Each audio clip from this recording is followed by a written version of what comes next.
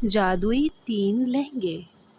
एक गांव में करण अपनी बहन के साथ रहता था। करण एक मैकेनिक था। करण अपनी बाइक पे अपनी बहन टीना को कॉलेज छोड़ने जा रहा था।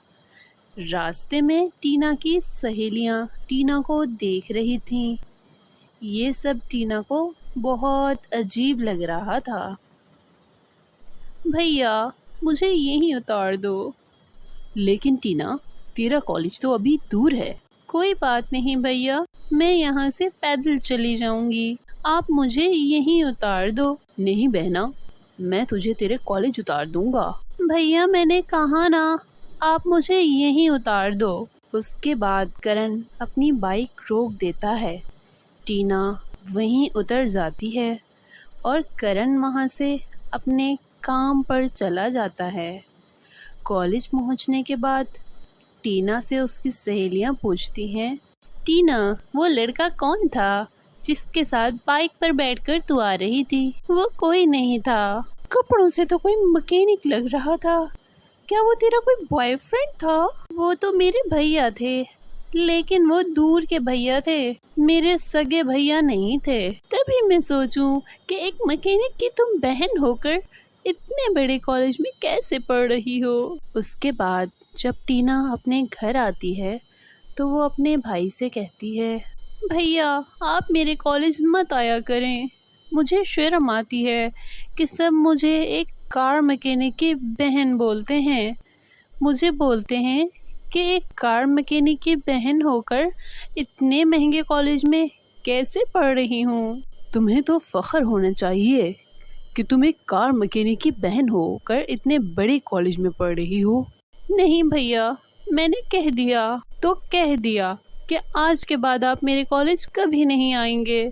ठीक है बहना, तुझे जैसा बेहतर लगे मैं वही करूँगा। उसके बाद टीना फ्रेश होने के लिए जाती है। करण अपनी माँ को याद करके उससे बातें कर रहा होता है।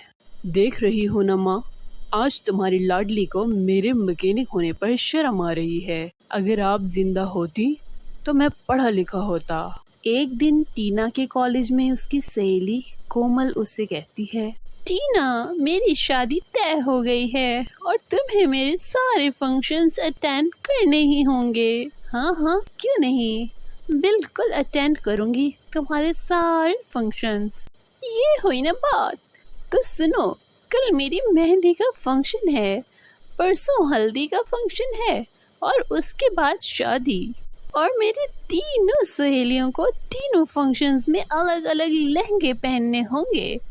मेहंदी पर हरा, हल्दी पर पीला और शादी में जो फिल करे उस रंग के लहंगे पहनकर आना होगा।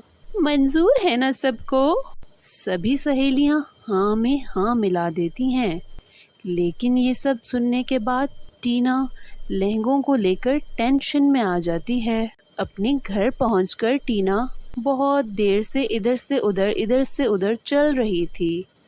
उसे टेंशन में देखकर करण बोला, क्या हुआ बहना, तुम टेंशन में लग रही हो? कोई परेशानी है क्या?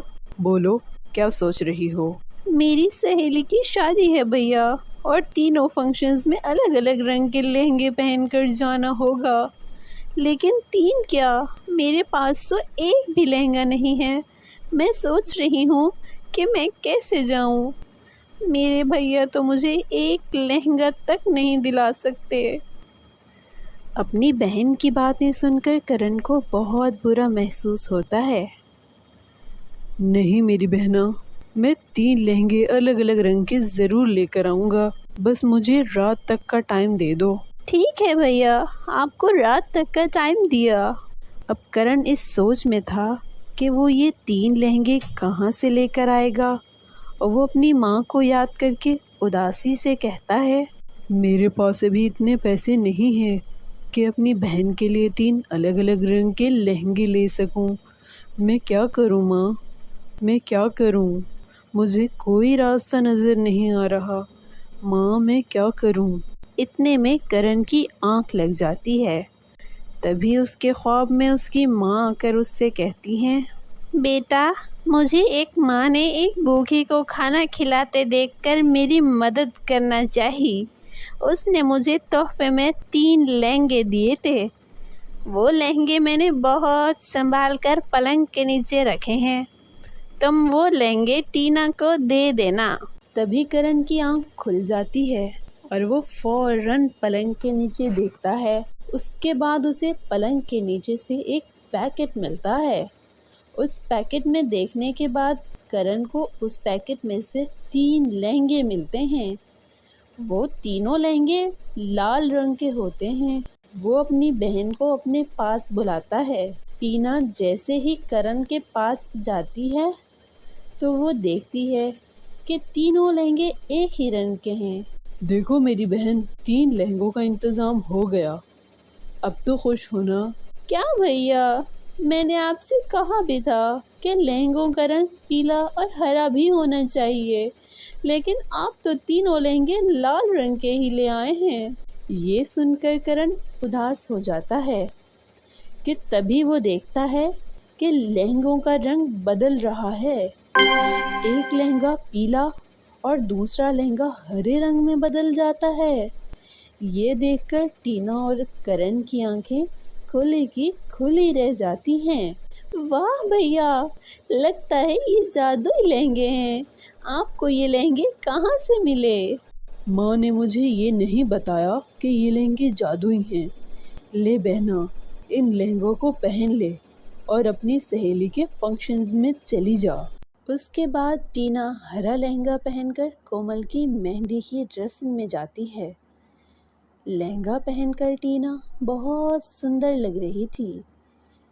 टीना की सहेलियों की नज़रें टीना के लहंगे पर ही टिकी हुई थीं और ऐसे ही अगले दिन हल्दी के फंक्शन में भी टीना पीले रंग का लहंगा पहनकर सबसे अलग लग रही थी।